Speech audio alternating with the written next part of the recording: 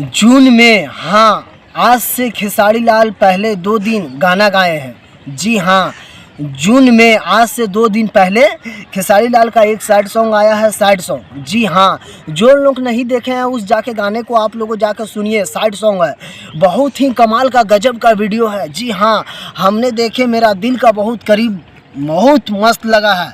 जी हाँ, आप लोगों से बता दे रहे हैं।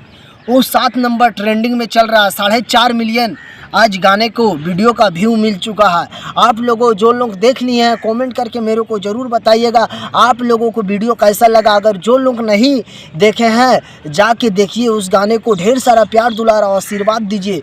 भैया क्या पूरा फाड़ू तरीका से एकदम वीडियो बनाया गया, एकदम गजब का, एकदम कोरियोग्राफर भाई किए हैं। दिल से भैया थैंक यू। एकदम सैड सॉन्ग एकदम इतना अच्छा लगा, इतना अच्छा लगा। जून वाला गाना इतना अच्छा लगा, मेरे को बहुत ही अच्छा लगा। जितना तारीफ़ करूं उतना कम है। जी हाँ, अगर आप लोगों नहीं देखे हैं तो एक बार आप लोग जाके उस गाने को सुनिए।